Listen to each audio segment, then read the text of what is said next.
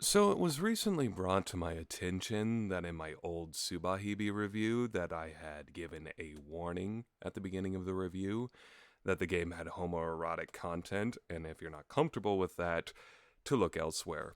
And I apologize for giving that warning because I think it comes across as really homophobic, and I don't think that was the intention back then, but it is what I said, and it's still up there, and I do apologize for saying that. I could take the review down. I'm not trying to avoid criticism. If you want to just criticize me here, there's going to be a space for that if you would like. But I kind of want to take it down. But, if you don't feel like that's the appropriate action to take, then I can just leave it up there and, people can bash it. um, but I don't even like that review in the first place. I mean, I barely talked about the game because I didn't really like the game. If I can think of two visual novels I did not care for at all, one is Komyu and the other was Subahibi. At least back in the day. I don't know. It's been 9 years, so I have no idea what my thoughts on them would be today because it's been so long. And as a quick update, for everybody else that might be tuning in, why haven't I been uploading on this channel lately? Well, it's just I had a son, and he takes up all my time and energy. Simple as that. Between my wife, my son, it was just, oh my god, is it? It really just, the amount of free time I have is just nothing compared to what I used to have. And like, I get like 2 hours a night at best, and most of that is just spent with my wife. So I just do not have the time to write reviews. I do not have time to make the radio plays or phantoms anymore, even though I would like to. And the other thing that happened is that we moved, and now our recording setup is not convenient at all anymore. So it's just putting things together is difficult. And then another thing is that it feels like in visual novels, they don't really make a lot of big story oriented stuff anymore. Like, obviously, there's a few things. Like, I've read AI Subminium Files in the last couple of years, which I liked. It's entertaining, but it's a simple game. But at the same time, the lack of free time is still killing me because I've been reading Virtue's Last Reward, which I like a lot, and Root Double, which is okay, and it's taken me like a year to get through both of those games. Like, I'm still stuck on them. I'm still nowhere near the end of Root Double. It's just like, wow. Like back in the day, I would read visual novels like 2 to 3 hours a day at bare minimum, right? But now it's like I might read it for 30 minutes to an hour, and I won't read it every day or anything. I'll just read it like 30 minutes to an hour, and that's just it's difficult for me to be invested, right?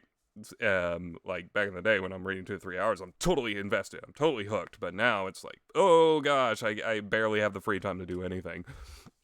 And so a lot of days I'm just not in the mood to read it even the next day or even the whole next week. And it's just taking a while. And that's fine. I've been playing games more lately anyway instead. So it's still something I enjoy doing, and it's something I would like to do. And I would like to do it very different than how I used to do the visual novel reviews if I ever go back. Back in the day, I used to do everything off the cuff.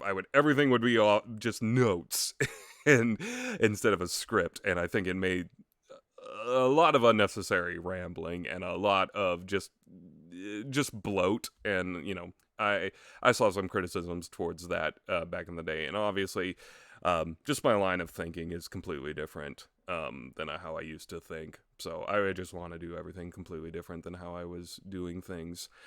But what I'll ask is there any visual novels these days that happen to have an English translation, just to ensure we can get more viewers? If I talk about a Japanese only game, like yeah, the favorites recently, like I played in the last few years Happy Lives Show Up. It's like I could talk about that game because I really liked it, but it's like almost nobody. How many people have even played that game because it's only in Japanese, right? Um, uh, so if there's any story-oriented visual novels you think I've missed out on, then you can let me know. I think the main one I can think of is the investigations games, the Ace Attorney no, not the investigation games, the Great Ace Attorney games. Those are I've gotten through most of the first one, and it's really good. I really like it. The par for the course for Ace Attorney, but it's just once again I got sidetracked by something else in life, and that's just the nature of things. And the other thing I could cover is Karagaze, but I never see the point of covering Karagaze because it's just you either like the heroines or you don't, right? That's how much you're gonna enjoy the Karagay, and it's either gonna have the other thing that's gonna be probably the main point of contention is does it have really stupid drama in the game, which that's more of a case for older Karagays where the stupid drama. I've noticed newer Karagays, they really play it safe. They have better character interactions, but they don't even bother with the drama. And so I think recent Karagays, I don't know which ones have been brought to English and whatnot, but the recent Karagays are just so much better than the older ones because I feel like they double down on the character interactions, and focus way less on having unnecessary drama, and I think that's been making them, and the heroines are just just better. They're not as simplistic anymore. They feel like they have more to say. Like for example, I was out of curiosity, I was reading Hatsukoi 1-1. And because a lot of people talked about that game, and I'd always kind of avoided it because I remember reading a review back in the day that only gave it like a 7 out of 10 and said it was just like and I was like and that kind of dissuaded me from reading that game. And I recently read a decent chunk of it, and I gotta say, it's like the quality difference between that game and Hoshiore Yume Mirai and Geniro Haruka is night and day. Jesus. It's like, I mean, the characters just rely on the same jokes, the same talk in the same way. They're so super simple in comparison. It's amazing how much they improved between the two games. Like from that game to Hoshiore Yume Mirai. It's just crazy to me.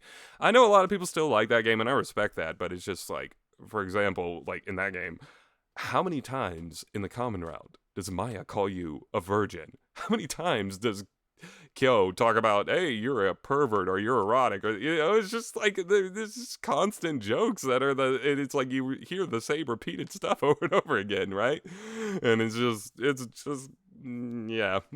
But I could talk about the games like that, but it's just difficult because I just don't think there's much to say about Karagays in general. It's like I said before, it is more like even when Hatsukoi 1-1 is like, I was like, but I like the heroines, and it's like, well, there you go. That's all that matters, right? But just let me know what you guys think. If that's something you'd be interested in, then I just don't think it would lead to interesting talks or reviews is the thing. I think when I think of Karagays, I think of them more like Animal Crossing and Stardew Valley. They're just relaxing and enjoyable to play, but they're not necessarily interesting to talk about. They're games to be enjoyed and not to be discussed, if that makes any sense. But you could think I'm completely wrong there. But just let me know what you think.